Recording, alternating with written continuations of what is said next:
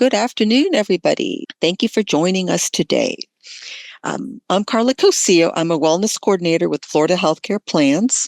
Thank you for joining us today for our first webinar of 2025, Building Social Wellness. We're happy you took some time from your day to spend it with us.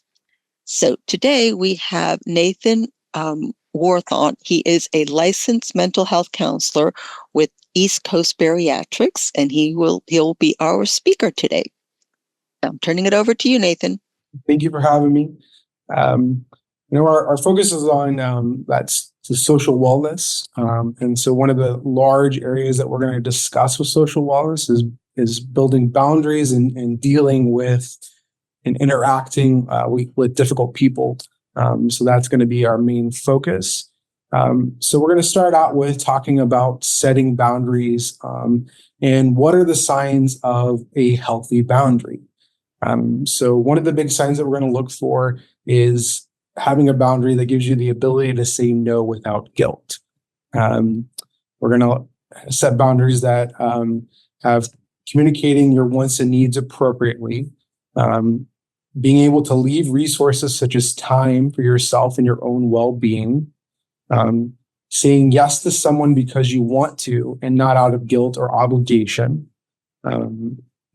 Setting boundaries that allow your actions that align with your own values and beliefs, feeling safe to express your emotions without guilt, being treated as an equal and expressing when you are feeling marginalized, and being able to balance your happiness without feeling solely responsible of the happiness of everyone else.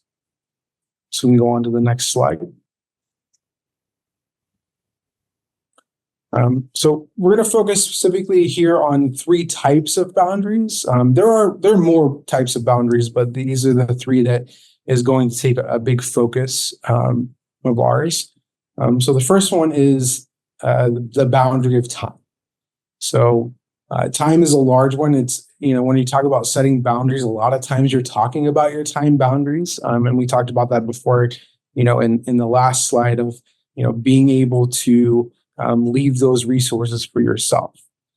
So what time is when it comes to boundaries is, so your time makes up the energy you have for yourself, your job, and your loved ones. Time is precious, and it is important to set your boundaries on who and what will use this valuable resource.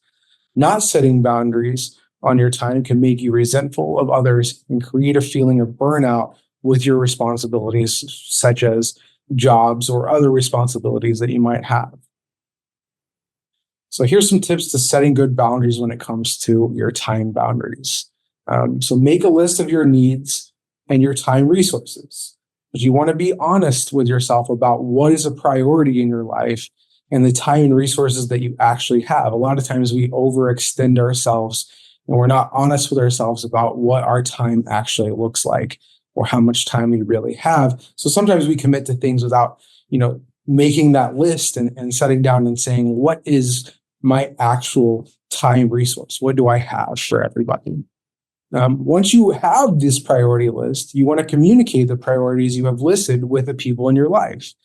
This is where good communication does come in, to get with the people in your life and say, here is what I've found out is my time management, my time resources I have. And, I want to communicate and talk about, what these boundaries and how much time I really have are.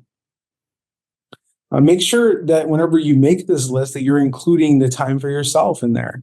I see that with other people that I work with other, patients that come in is, they'll talk about what time they have and what resources of time they have, but they don't include their own self-time, which is a very important part of setting this time boundary, is including that time for yourself.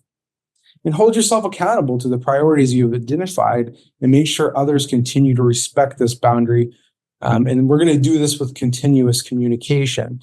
If someone is violating your time boundary, make sure that you re-communicate and have those discussions again. Sometimes it takes several discussions to be able for someone to learn what your time boundaries are.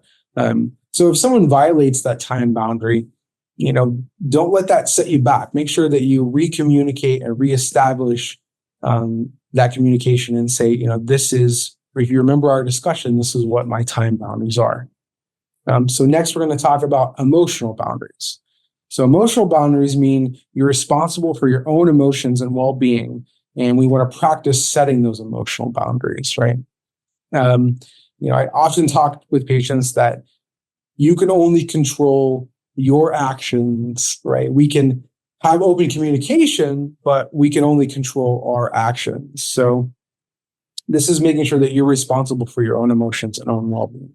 So we want to practice saying no, which is very hard for a lot of people, but it takes a lot of practice. So sometimes, you kind of start with smaller and you build up your ability to set that boundary and say, no, this isn't good for my own well-being. Ask for your own space when you need it. It can be difficult to tell others that you need some time alone, but over time you get more and more comfortable with it, just like saying no. It builds with practice. And we want to use I statements when we're expressing our emotional needs, such as, when this happens, it makes me feel this way. Whenever you use I statements, it can help explain why certain behaviors made you feel an emotion. You can explain this not only to the other people you're communicating with, but it also gives you an understanding of how certain things make you feel. So the last type of boundary we're going to go over here is physical boundaries. So this is your personal space and physical touch that you're not comfortable with. The best practice with physical boundaries is clear and concise conversation. Make sure people, without a doubt, understand what your physical boundaries are and what you are comfortable and uncomfortable and what makes you uncomfortable. Be upfront, honest. Tell that person whenever they do something that you're not comfortable with, and discuss why it's important for you to not violate this boundary. Okay, we can go to the next slide. All right. So whenever we're looking at that social wellness, it's important to understand what a healthy relationship actually looks like. So we know that, relationships exist at home, work, and within friend groups. So setting the healthy boundaries, that we talked about in the last slide is the first step in establishing these healthy relationships. So things like open communication, it leads to helping establish that healthy relationship with other people. The things we want to look at here are that open communication, right? Being respectful, and display, relationships that display honesty and support. So you want to be careful with preconceived notions about an individual, right? That's part of showing that respect. Remember, we all have experiences in our lives that can lead to putting up walls and that can make it difficult to establish and promote healthy relationships. So many times it's the beginning of creating unhealthy relationships. We can create a bias toward an individual before we get to know them for many reasons. They may remind us of someone who hurt us or had toxic behaviors toward us in the past, or their personality just clashes with ours. Remind yourself that even if someone reminds you of another person in your past, they are not that person. And constantly remind yourself that if their personality clashes with yours, that does not mean they do not deserve that support and respect. We can only control how we treat and interact with others. We cannot change how they treat and interact with us. It is important to discuss how we manage difficult relationships with family, friends, and these coworkers. So this is where that open communication takes place. But like I said before, you always want to make sure that you're looking at what your responsibility is, and we can only do so much with other people's actions. And so different things, we'll talk about different things to deal with these difficult people. So we can go on to the next slide. All right. So one of the largest things we're going to talk about here is dealing with difficult coworkers. So we want to discuss this situation directly with the individual, if at all possible. Sometimes we may be in situations where we feel like, talking to other people or behind someone's back is a good thing, but it can lead to toxic and unhealthy relationships. Also, we have to realize that sometimes we may have taken something out of context or misunderstood the situation. So we want to utilize good active listening skills, right? We want to temper our emotional responses.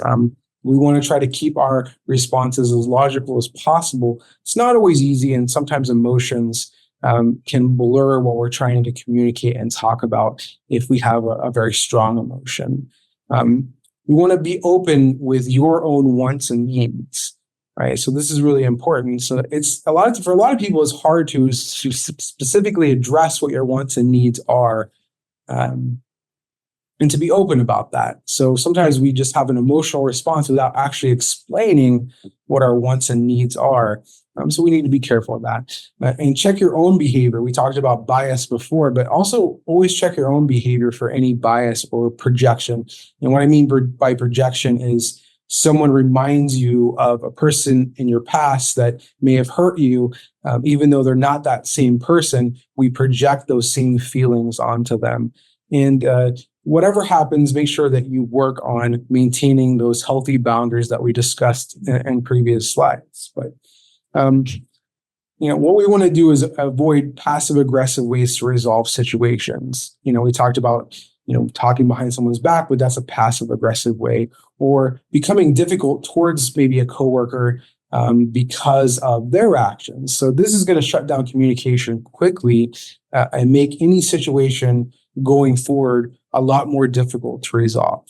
So when we talk about active listening means listening without interruption and refraining from responding until an individual has discussed their feelings, wants, or needs. Not only is it important for us to discuss those wants and needs, but we also have to be able to listen what the wants and needs are of the person that we feel might be being difficult.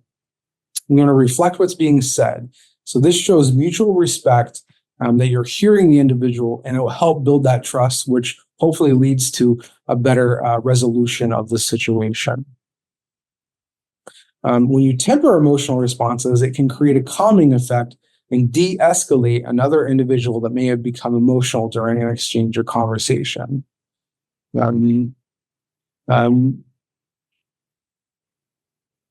So we're going to talk about we're going to give some kind of specific examples of dealing with difficult coworkers, and kind of give some sample responses to when that happens. Remember, your boundaries always remain important. Make sure that you're not engaging in something that makes you feel uncomfortable. Remember, if someone is violating your boundaries during work, it is okay to walk away if you need to from that exchange. And if a supervisor does need to get involved, you shouldn't feel guilty about that, right? Sometimes that is going to have to be the resolution to a situation. So the first specific example we're going to look at is you're working on a project with a coworker, Alex, who constantly tries to micromanage your work, asking for updates and changes even on minor details, often interrupting your workflow. So an example of setting a boundary with this situation is to say something like, Alex, I appreciate your input, but I'm currently focused on completing this section of the project according to the initial plan. Once I have a draft ready, I'll definitely share it for your feedback. So we can do things like talk about how we value an opinion, but say things, but I would like to manage my own feedback process. And we can say things like, could we discuss feedback only when I ask for it, right? This is make sure that they know your wants and needs as it relates to them giving you unwanted feedback. While I appreciate your input, I find it more helpful to receive feedback specifically related to areas where I can improve rather than just general comments. Again, this is openly communicating and expressing your wants and needs in this situation. If you have concerns about my work, please let me know if you'd like to schedule a dedicated time to discuss them constructively, right? So this is just saying, if we're going to have this discussion, let's give it the right time and the right time frame to do it. Okay, so we can go to the next slide. All right. So dealing with difficult family members. With dealing with any difficult person, family, friends, co-workers, whatever, that healthy communication is always important. So many times being upfront and honest allows us to address problems before they arise. We often avoid discussing things because we worry about the reaction. So this can lead up to a buildup of emotion and outbursts when we finally must talk to the family member, especially when we're talking about family, because it's a lot more, it becomes more personal. So communicate calmly as much as possible, but be open about what you're feeling and be open to how that individual is also feeling. Right? So we also want to utilize empathy. So utilize empathy to think about how the family member is feeling. Many things that happen in life can lead to changes in behavior or responses. So what possible reason, could this, let's look at the situation. So what possible reasons could this family member have for expressing, or being difficult? What could be causing them to act or feel this way? So think about their perceptions of events and their perceptions of the situation that has led to any family relationship difficulties. So we're going to try to avoid blame. So try not to push blame. This comes in many forms. Sometimes it can be easier to just accept all the blame in family situations. I see that a lot working with patients too, is just sort of that idea like, okay, well, if I just take on the blame, then the problem's going to go away.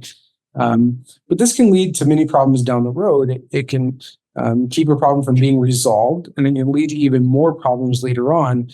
So sometimes the escalation of feelings can build up whenever we, always take that blame on, and then we feel resentful and hurt, and then it kind of explodes. So try to be open about all parties' contributions to a difficult situation. We can have on blinders sometimes to our own responsibility. So attempt to take an unbiased look at that situation. One of the best ways that we can deal with dealing not only family members but also the coworkers we talked about is write out what you want to say. Right, writing out what you want to say ahead of time, it can do many things to improve healthy communication in the moment. It can help you approach the conversation more calmly. It can allow you time to edit your communication to avoid any language that may make the situation worse. It allows you the time needed to really reflect and understand your feelings about the situation. So sometimes when you're writing it out ahead of time, you get that time to reflect and think about the situation. And it keeps it from becoming so emotional when you actually address and talk about it. Sometimes it's okay to disagree. Sometimes it's acceptable to disagree. There's nothing wrong with disagreeing as long as it is not toxic to disagree. Sometimes it can also be toxic. Difference of opinions can look very different than a person pushing your boundaries and making you feel uncomfortable. So take an honest look at any situation and determine if it is just a difference of opinion or the situation is making you feel uncomfortable and pushing your boundaries to the limits. All right, we can go on to the next slide. All right, so what is a toxic behavior? So we're looking at manipulation, a pattern of disrespect, dishonesty, controlling, abusive, purposely pushing boundaries, and harmful to well-being. So a person that utilizes emotional and verbal coercion to get what they want is manipulative, right? They push on boundaries and instill guilt if they are not getting what they feel they want. If a person does not seem to have an interest in your own wants and needs and utilizes manipulation for their own wants and needs, it is important to distance yourself from that relationship when possible. It's not always possible, but whenever possible, it's good to distance in that situation. But if not possible, maintain your boundaries and show you will not engage in that manipulation process. A person that utilizes dishonesty and disrespect to push your boundaries will create a lack of trust. This needs to be addressed soon and individually to see if it can be resolved. If the behavior continues to go unchecked, boundaries will continue to get pushed to a point where that emotional regulation becomes difficult, like we talked about before, that resentment and just kind of escalating and blowing up on someone.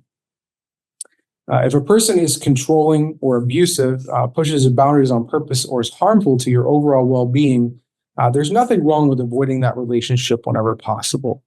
If the person is unavoidable, there's nothing wrong with keeping communication to a minimum level.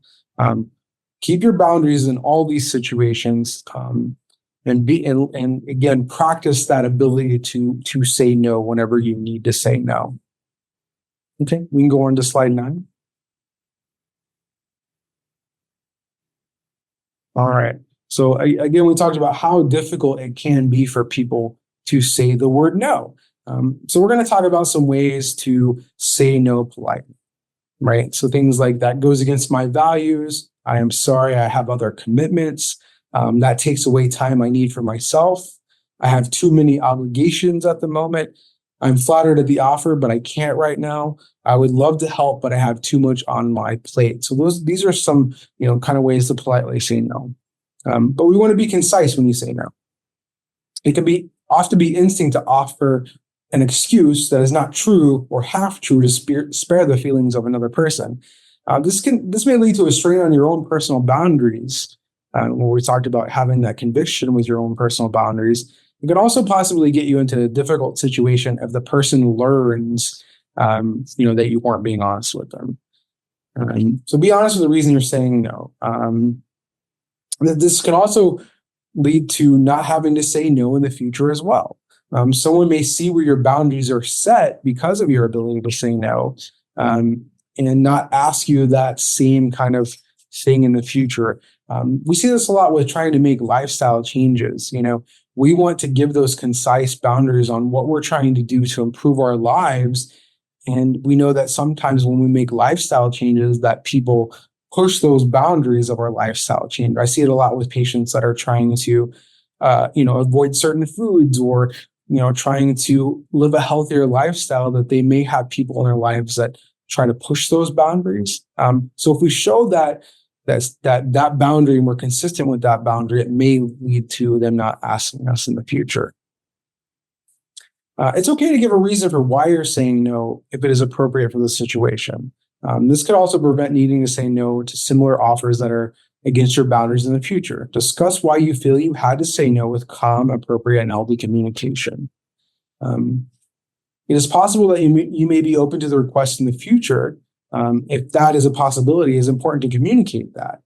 Some people, if you're always saying no, they may think that, you just don't want to, when that may not be the case. So you want to make sure that they understand that yes, it is a possibility in the future. It's just something I can't do right now. When you're given, that pushback, sometimes, I talked about before about how someone might give you that pushback on a boundary that you have for improving your life. Often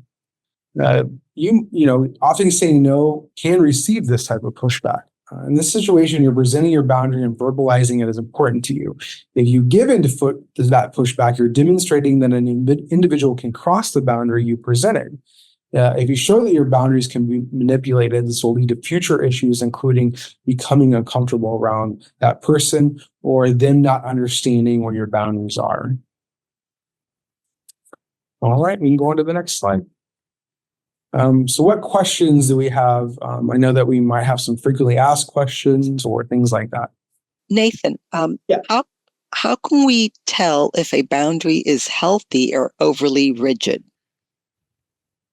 A lot of times, it's going to take that personal reflection.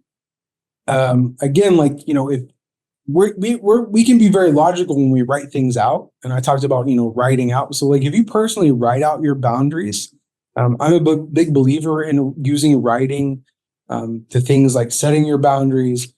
Talking about what I talked about it before about what your time restraints are or how you're going to have a conversation, but a lot of times whenever you write it down and read it, it gives you that time to reflect on it and actually say, is this a realistic boundary? Am I setting a boundary that is reasonable?